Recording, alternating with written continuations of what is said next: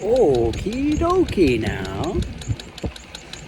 Alright, so today was hamstrings and glute day, and it did not go the way that I wanted it to go.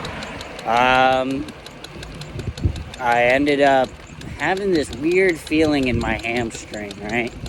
And like about on my last set of I started feeling it on my second to last set of RDLs, and then on my last set of RDLs I had to take a second, and I finished it out. I finished the last two sets, or the last two reps that I wanted to hit, but I really felt weird about it. And then I went to go do my glute bridges, I think they're just called glute bridges. And when I got into that movement, I was still feeling the weird stuff in my hamstring, which in that movement specifically, I really shouldn't be feeling my hamstrings take over. It's really a glute movement, so I know that there is some activation there, but that kind of got me even more worried. So, I see all these videos all the time with people popping their muscles and biceps ripping and hamstrings going. So I went and did some calf raises, went heavy on those, and called it a day. And, this is a good opportunity to talk about rest days, which is going to be my prerogative tomorrow. I have 6 days on and 1 day off is how I do my training. So today was the last day of my 6-day split. But it's super important that when you feel like you're overworking your muscles, that you're doing stuff a little bit, like there might be something in the program that I'm not really thinking about. One of the possibilities here was that I do straight leg deadlifts yesterday, and then I did the RDLs today. So, I'm trying to focus on my lower back yesterday and my hamstrings today, but that just might not be the move. That might just not be a good idea at the end of the day. So what I'm thinking is that, was that yesterday that I did those? I'm trying to think now.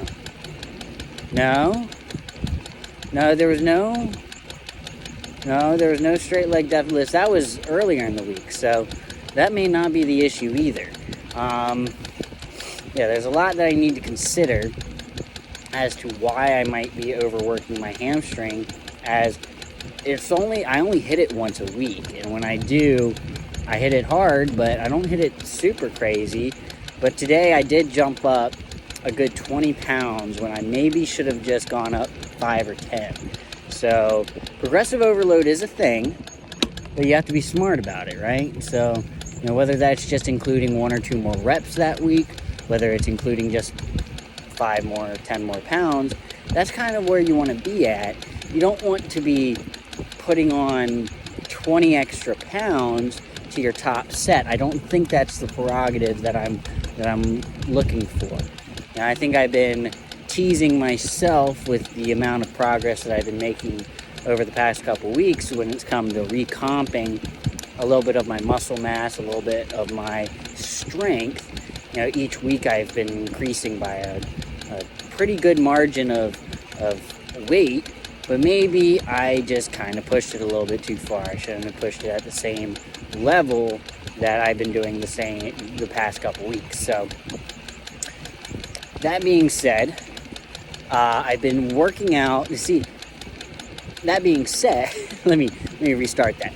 That being said, I've been working out for this bulk for about 4 or 5 weeks now, since New Year's, since the week after the first days of the new year. I started getting back into the bulk, right? And every 4 to 6 weeks, you kind of really want to do a deload and take off the weight, give your muscles some time to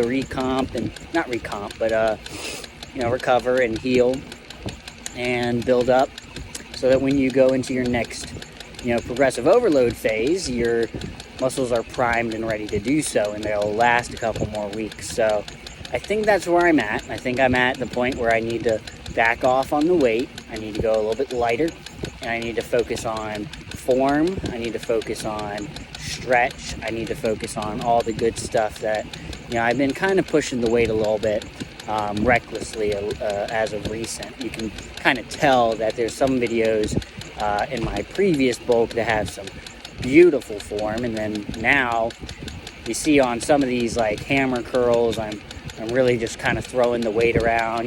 There's some things involved that are influencing my reckless behavior, but I really should be kind of taking those into account and being a little bit smarter about what I'm doing here. So that being said, I think that after today and tomorrow's rest day, I'm going to be going into a deload phase, and then I am going to be going into a new split, right?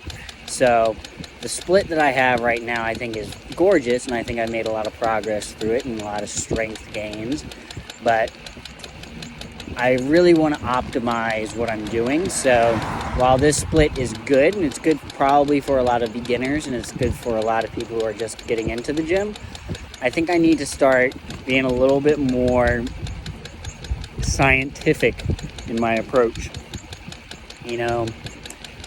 Recognizing that I can hit calves 4 times a week and still, have that recovery time available to them. And that I can hit biceps maybe a little bit more than I am, right? So I could probably do 2 back days a week with biceps included, and things like that. Even including calves at the beginning of a heavy chest day, and it's just different advanced combinations of exercises that people really wouldn't initially think about when going to the gym, because a lot of people think, oh, I'm going to do a push-pull leg split or an upper-lower split or a this, that, and the other split. That's kind of, very basic in its concepts.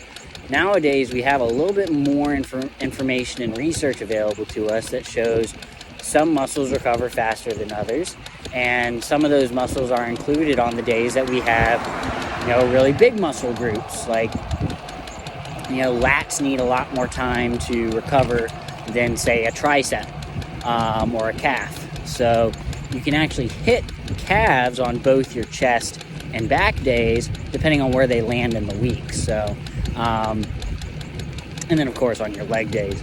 So it's one of those things that I'm kind of trying to learn from the best, trying to learn from like people like Jeff Nippard, Micah Israetel, and still keeping the concept of going heavy and looking at bodybuilders like Jay Cutler or Ronnie Coleman and stuff like that.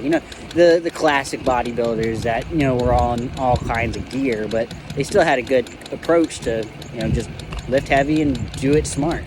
So, depending on who you're referencing there. But I'm definitely going to be going into a new split come this week, and I'm going to be writing it down and writing it out tomorrow, and hopefully I can kind of give a little bit of an insight into where I'm going on my rest day video. But yeah, today I took it easy after I felt the weird twinge, and luckily nothing's pulled or snapped, I don't believe. I did talk to somebody in the sauna who said that he's gotten 2 different injuries, a hamstring and then some tendons in his ankle. Both times he didn't feel pain, it just was unfunctionable, swollen, and then when it started to heal, it was itchy and all this other stuff. And you just lose function of the muscle. Sometimes it's not accompanied with a huge amount of pain. Sometimes it is. Sometimes it's accompanied with an immense amount of fear and terror because of what's just happened. And you never know how severe it might be, and you don't know if you're going to be able to work out anymore, all this other stuff. So when it comes to being careful, that's what's paramount. That's what's paramount in figuring out what you want to, or figuring out what you want to hit which day, and if you want to go heavy that day or not. You got to listen to your body. You got to listen to what your muscles are telling you, and if you haven't had enough to drink that day, if you haven't had enough to eat, there's all kinds of factors involved that you really should consider. But that being said, I'm going to go ahead and rest up, get some food going. Pulling up on my house here, so you guys have a great day. This is Jason signing off.